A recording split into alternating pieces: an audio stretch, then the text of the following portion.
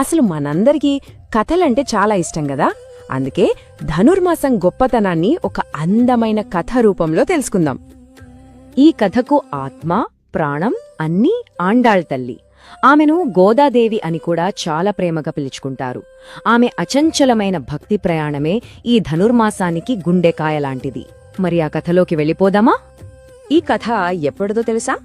దాదాపు 5000 సంవత్సరాల క్రితం తమిళనాడులోని శ్రీవిల్లిపుత్తూరులో మొదలవుతుంది. అక్కడ విష్ణు చిత్తుడు అనే ఒక గొప్ప భక్తుడు ఉండేవారు. ఆయన పనేంటంటే ప్రతిరోజు ఎంతో ప్రేమగా పూలమాలలు కట్టి అక్కడ గుడిలో ఉన్న వటపత్రశాయి స్వామికి సమర్పించడం.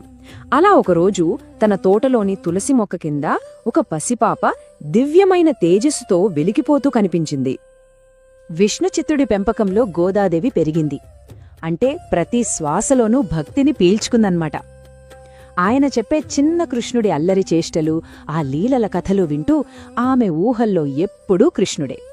ఆయన పాటలు పాడుతూ ఆమె మనస్సు పూర్తిగా ఆ నల్లనయ్య మీద లగ్నమైపోయింది. తన ప్రపంచం మొత్తం కృష్ణమయమైపోయింది. చూడండి, ఆమె కోరిక చాలా సింపుల్, కాని చాలా లోతైనది. అదేంటంటే ఆ రంగనాథస్వామిని పెళ్లి చేసుకోవాలి.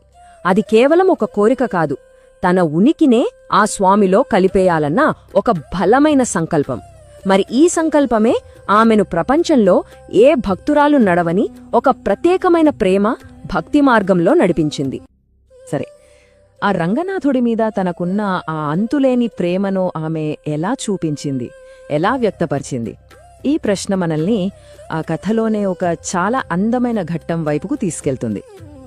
ఆమె ప్రేమ ఎంత స్వచ్ఛమైనదో, ఎంత అమాయకమైనదో కదా. ప్రతిరోజూ వాళ్ల నాన్నగారు స్వామి కోసం ఎంతో భక్తితో కట్టిన మాలను ఎవరికీ తెలియకుండా ముందు తను వేసుకునేది. అద్దంలో చూసుకుని, ఆహా, నేను నా స్వామికి తగినదానా అని మురిసిపోయేది. ఆ తర్వాత మెల్లగా తీసి మళ్లీ ఆ బుట్టలో పెట్టేసేది. చూడండి, తన అమాయకపు భక్తికి ఇదొక ఎంత అందమైన నిదర్శనమో. అయితే ఒకరోజు విష్ణుచిత్తుడు ఆ మాలలో ఒక పొడవాటి వెంట్రుకని చూశారు. ఏంటిదని గోదాదేవిని అడిగితే అసలు నిజం తెలిసింది. అంతే, ఆయన గుండె పగిలిపోయింది. అయ్యో, భగవంతుడికి పెట్టే మాలను ముందు తను ధరించి అపచారం చేసిందే అని విలవిలలాడిపోయారు. ఆ రోజు దేవుడికి మాల సమర్పించకుండా ఎంతో దుఃఖంతో ఉండిపోయారు. కాని ఆ రాత్రి ఒక అద్భుతం జరిగింది. విష్ణుచిత్తుని కలలో సాక్షాత్తు రంగనాథస్వామి కనిపించి ప్రేమగా మందలించారు. ఏమయ్యా, ఈ రోజు నాకోసం పూలమాల తీసుకురాలేదేం?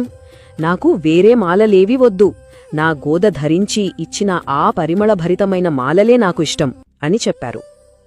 ఆ దైవిక ఆమోదం తర్వాత గోదాదేవి ఆండాళయింది. ఆండాళంటే తన ప్రేమతో సాక్షాత్తు స్వామివారినే పాలించేది అని అర్థం. అంతేకాదు, ఆముక్తమాల్యతగా కూడా ప్రసిద్ధి చెందింది. అంటే తను ధరించిన మాలలను స్వామికి సమర్పించినది అని. ఇది ఆమె స్వచ్ఛమైన భక్తికి భగవంతుడు ఇచ్చిన గొప్ప గౌరవం కదా. భగవంతుడి అనుమతి దొరికింది కదా. ఇక ఆండాళ్ తన ప్రియమైన స్వామిని అధికారికంగా భర్తగా పొందడానికి ధనుర్మాస వ్రతాన్ని మొదలుపెట్టాలని నిర్ణయించుకుంది. ఇది ఆమె భక్తి ప్రయాణంలో మరో ముఖ్యమైన ఘట్టం. ఈ వ్రతం 1-2 రోజులు కాదు, ఏకంగా 30 రోజుల పాటు సాగింది. చలికాలంలో ఆ తెల్లవారుజామున కేవలం భక్తి అనే వెచ్చతనంతో ఆమె తన ప్రేమను, తన ఎదురుచూపును, తన ఆరాటాన్ని స్వామికి నివేదించుకుంది.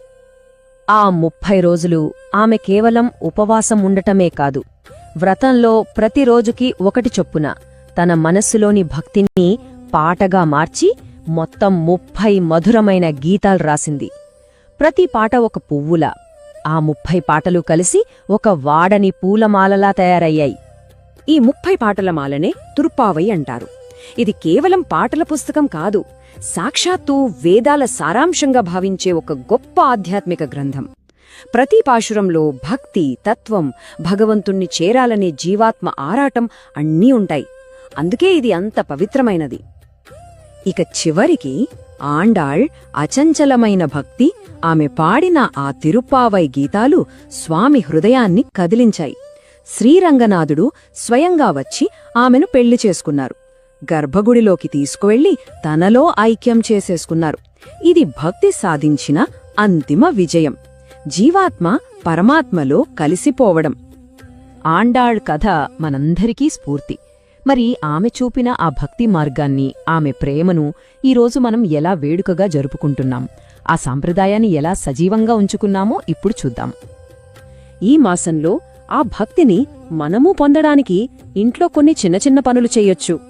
సూర్యోదయానికి ముందే, అంటే బ్రహ్మముహూర్తంలో లేవటం, ఇంటి ముందు అందంగా ముగ్గులు వేసి మధ్యలో ఆవు పేడతో చేసిన గొబ్బెమ్మను పెట్టి పూలతో అలంకరించటం, దీపారాధన చేసి ఆండాళ్ రాసిన తిరుప్పావై నుండి కనీసం ఒక్క పాశురమైన చదువుకుని పొంగలిలాంటిది నైవేద్యంగా పెట్టటం.